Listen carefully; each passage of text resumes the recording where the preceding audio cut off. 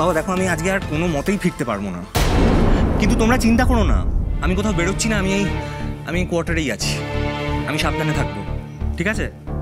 আর মাকে বলো টেনশন না করতে, আমি তোমাদের পরে ফোন করব। এখানে নেটওয়ার্কও খুব খারাপ, যে কোনো সময় কারেন্ট চলে যেতে পারে। আমি ফোনটাকে বরঞ্চ একটু চার্জ দিয়ে নিই, ঠিক আছে? রাখছি। হ্যাঁ হ্যালো বাবু। এই ঝড়ে যদি আমি কোথাও হারিয়ে যাই, হ্যাঁ, অন্য কোথাও যদি চলে যাই, তুই আমায় খুঁজে বার করবি তো? ভুলে যাবি না তো আমাকে? কি বলছিস মা? কি বলছিস? কোথায় যাবি আমাকে ছেড়ে? কোথাও যেতে দেবো না তোকে, আমি কোথাও যেতে দেবো না।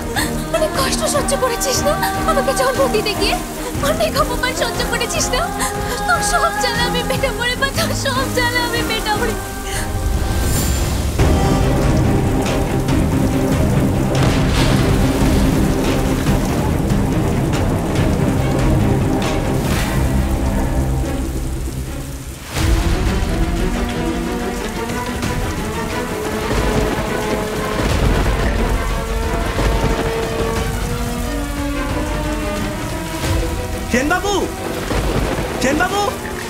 সেনবাবু,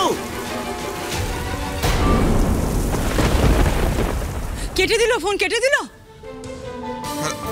দেখি কেটে দিল। দেখেছেন দাদা কি অসভ্য ছেলে, ফোনটা কেটে দিল এই সময়। ও কেন ফোন কাটতে যাবে? আরে বাবা, লাইন তো এমনি ডিসকানেক্টেড হয়ে যেতে পারে। দেখো না, দেখো নিজের চোখে, দেখো ঝড় কিরম উঠেছে। কেন খামোকা ছেলেটাকে দোষ দিচ্ছ বলো তো? তার থেকে ঠাকুরকে ডাকো। দাদা, এই দুর্যোগের সময় বাবুটা একা একা থাকবে, কিছু হলে কে দেখবে ওকে? দাদা হবে কি মুশকিল। বাবু যে এটা কি করলো, 2-3 দিন ধরে নিউজে আপডেট দিচ্ছে, আমফান আসছে, সরকার থেকে এতবার করে ওয়ার্নিং দিচ্ছে, তাও সেটা ওর নজরে পড়লো না। ছেলেটা আগে ভাগে তো বেরিয়ে আসতে পারতো। এখন ওর দুশ্চিন্তায় আমরা সারা রাত ঘুমোতে পারবো না।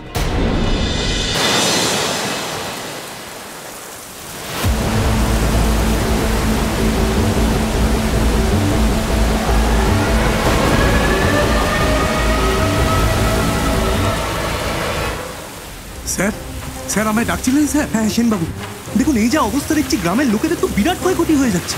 আচ্ছা, আমরা কোনোভাবে বেরিয়ে গিয়ে ওদের হেল্প করতে পারি না? আপনি কি বলছেন স্যার? এই অবস্থায় রাস্তায় বেরোলে আপনি তো নিজেই মরবেন স্যার। কিন্তু পাকা ঘরে বসে এইভাবে মানুষের আর্তনাদ আর শুনতে পারছি না, আমি আর সহ্য করতে পারছি না। না, যে করেই হোক আমাদের বেরোতেই হবে। দেখুন স্যার, আপনার বয়স অল্প, মনটাও নরম, কিন্তু পরিস্থিতিটা তো বুঝবেন। তাছাড়া আপনি ঝাঁপিয়ে পড়ে যে হেল্প করতে পারবেন তা কিন্তু নয় স্যার। স্যার দেখুন স্যার, কেমন ঝড়ে লন্ডভন্ড হয়ে গেছে স্যার। নদীর বাঁধ ভেঙে গায়ে হুড় করে জল ঢুকছে, লোকজন কেমন দৌড়াদৌড়ি করছে স্যার। চারিদিকে ঘুটঘুটে অন্ধকার। এই অবস্থায় আমরা রাস্তায় বেরোলে কখন মাথায় গাছ ভেঙে পড়ে, মাথায় বাজ পড়ে। স্যার প্লিজ, এই অবস্থায় বেরোবার কথা একদম ভাববেন না স্যার। নমস্কার বন্ধুগণ, আমি কিঙ্কর চ্যাটার্জি, জনগণের সেবক। বলুন এবার আমি আপনাদের কি সাহায্য করতে পারি? আমি তোমার আবার কি হলো? তুমি কাঁদছো কেন?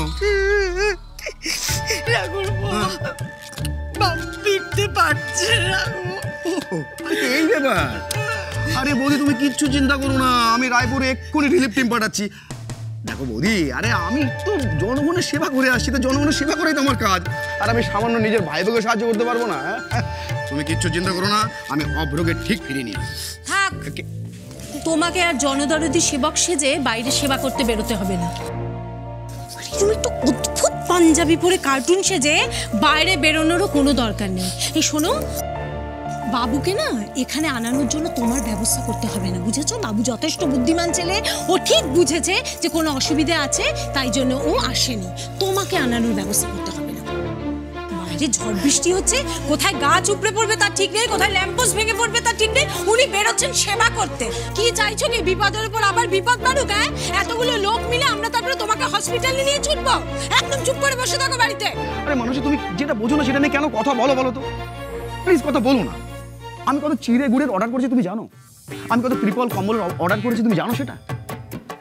এরকম অবস্থায় কিঙ্কর চ্যাটার্জি কিছুতেই ঘরে বসে থাকতে পারে না। আরে রাজ্যের মানুষের কথা ভাবতে হবে, এলাকার মানুষের পাশে গিয়ে দাঁড়াতে হবে। এই তুই থাম তো।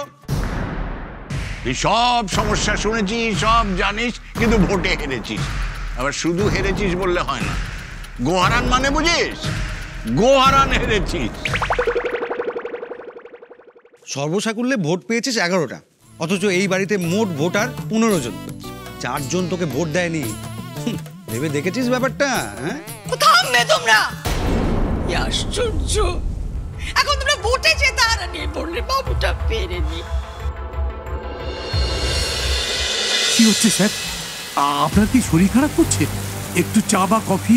না সেন বাবু, আমি এইভাবে ঘরে বসে থাকতে পারবো না। বৃষ্টিটা ধরলেই আমরা বেরোবো। আপনি তবু বেরোবেন স্যার? ঠিক আছে, আপনি যদি ভয় পান আপনাকে বেরোতে হবে না, কিন্তু আমি বেরোবই। বিপদে মানুষের পাশে থাকাটা মানুষের কর্তব্য, আর আমি সে কর্তব্য পালন করবই।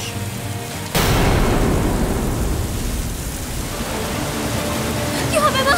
শক্ত বেশি যাবে, কি করবো আমরা? কিছু হবে না, তুই এখানে দাঁড়া, আমি দরজাটা বন্ধ করে আসি। না মা, তুই যাস না, আমার খুব ভয় করছে। আমি কি করবো? ভয় নেই, কিছু হবে না, তুই একদম ভয় পাস না। দরজাটা বন্ধ না করলে ঘর একেবারে জলে ভেসে যাবে।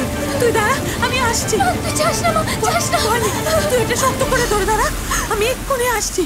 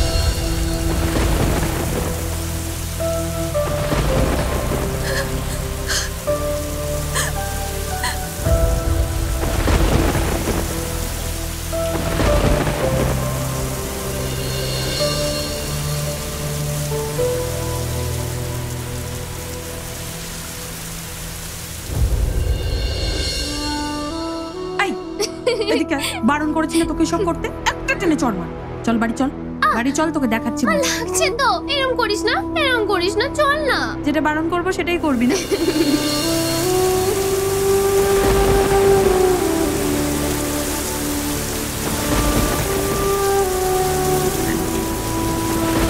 এমা শোন না, একটু খেলতে যেতে দে না মা। এই তোর দিবি বলছি, আমি জলদি চলে আসবো। সত্যি বলছি, একটু যাই না মা। না বলেছি তো, খেলার নামে তুই গিয়ে ওসব জিমন্যাস্টিক কর। ও মরণ খেলা আমি তোকে খেলতে দেবো না। 100 বার বারণ করেছি তো জিমন্যাস্টিক না করতে, করেছি তো বারণ। কেন শুনিস না তুই? হ্যাঁ, কেন শুনিস না? যে জিমন্যাস্টিক করে তুই এত সম্মান পেয়েছিলিস, সেই জিমন্যাস্টিক করতে তুই আমাকে কেন বারণ করতিস মা? কেন বারণ করতিস আমাকে?